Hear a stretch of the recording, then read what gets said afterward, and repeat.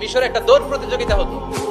ওই দৌড় প্রতিযোগিতায় আমর ইবনুল আস রাদিয়াল্লাহু তাআলা আনহুর ছেলে অংশগ্রহণ করেছে, কিন্তু এক মিশরি ওই দৌড় প্রতিযোগিতায় চ্যাম্পিয়ন হয়ে গেছে, রানার্স আপ হয়েছে আমর ইবনুল আসের ছেলে। এবার মিশরি ফার্স্ট আর গভর্নরের ছেলে সেকেন্ড। রাগের চোটে আমর ইবনুল আসের ছেলে ওই মিশরির মাথার মধ্যে একটা বাড়ি মেরেছে। মিশরি বলে, আমার মাল্লা কেন? তুমি খেলাই পারো না, আমারে মাল্লা কেন? কয়, আনা ইবনুল আকরামিন, আমি গভর্নরের পোলা, আমি যা বলবো এটাই হবে, আমার উপরে কথা নাই। মিশরি ওইখানে আর ঝগড়া বাঁধায় নাই, মনে দুঃখ নিয়ে মদিনায় চলে আসলেন। এসে বললেন, আমিরুল মুমিনিন, আপনি আমর ইবনুল আস রাদিয়াল্লাহু তাআলা আনহুকে মিশরের গভর্নর বানিয়ে পাঠিয়েছেন। একটা প্রতিযোগিতায় আমি চ্যাম্পিয়ন হয়েছি, ওনার ছেলে হয়েছে রানার আপ। কেন সে চ্যাম্পিয়ন হতে পারে নাই? এই কারণে আমার মাথায় লাঠি দিয়ে 3টা বাড়ি মেরেছে।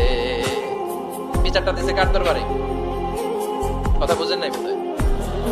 ওমর ফারুকের দরবার। ওমর ফারুক বললেন, তাই আগামী বছরের অমুক তারিখ আমি সব গভর্নরদেরকে ডেকে হিসাব নিতে, ওই দিন তুই থাকবি, পারবি না? মিশরে বলে, পারবো মানে অবশ্যই পারবো। ওই দিন 7 রাজ্য থেকে 7 গভর্নর হাজির, গভর্নরদের ছেলেরাও হাজির, মিশরীয় হাজির। 7 গভর্নরের কাছ থেকে 7 এলাকার খোঁজ খবর নেয়ার পরে ওমর ফারুক বললেন, আইনাল মিসরি, মিশরি লোকটা কই, এদিকে আয়। মিশরি সামনে আসার পরে বলল, আমর ইবনুল আস, তুমি মিশরের গভর্নর, তোমার ছেলে সহ তুমি আসো। আমর ইবনুল আস এসে সামনে বসে রইলেন। এবার বললেন, ও আমর ইবনুল আসের ছেলে, তুমি নাকি ইবনুল আকরামিন গভর্নরের ছেলে, তুমি যা বলবা মিশরে নাকি তাই হবে, তোমার নাকি অনেক দাপট। নিজে একটা লাঠি এনে মিশরীর হাতে দিয়ে বললো, এবার তোর মাথায় যতটা মারছে তুই ততটা গুনে গুনে মার, আমি দেখবো। আমর ইবনুল আস দেখবে, আমর ইবনুল আসের ছেলেরে তুই এখানে মার। সে বলতেছে, থাক, আপনি বলছেন এতেই যথেষ্ট, মারা লাগবে না, আমি মাফ করে দিলাম। ওমর ফারুক বলল, খবরদার, মার, মার ওর মাথার মধ্যে। মিশরি ওমর ফারুকের ধমক শুনে ভয়ে ভয়ে 3টা বাড়ি মারল।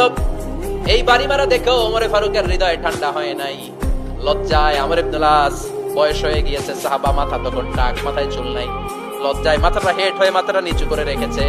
এবার রাগের চোটে ওমর ফারুক বললেন, এবার আমর ইবনুল আসের টাক মাথার মধ্যে একটা মার, মার। কেন ছেলেকে শিক্ষা দিতে পারে নাই? ইয়া আমর ইবনুল আস, মাতা জাআলতুমুন নাস আবিদা, তোমরা কখন মিশরীদেরকে নিজেদের দাস বানায় নিলা? ওয়াকাদ ওয়ালাদাতুহুম উম্মুহুম আহরারা, আর ওদের মায়েরা তো ওদেরকে স্বাধীন সন্তান হিসেবে প্রসব করেছে। মানুষদের উপর ক্ষমতাগিরি করার জন্য গভর্নর পাঠাই নাই। খবরদার, জনগণ তাদেরকে দেখভাল করার জন্য তোমাদেরকে পাঠানো হয়েছে, তাদের উপর কোনো অত্যাচার করার জন্য নয়। চিল্লায় বলেন, ঠিক কিনা? এরকম নেতা কয়টা লাগবে? কয়টা? ওই নেতার নাম কি?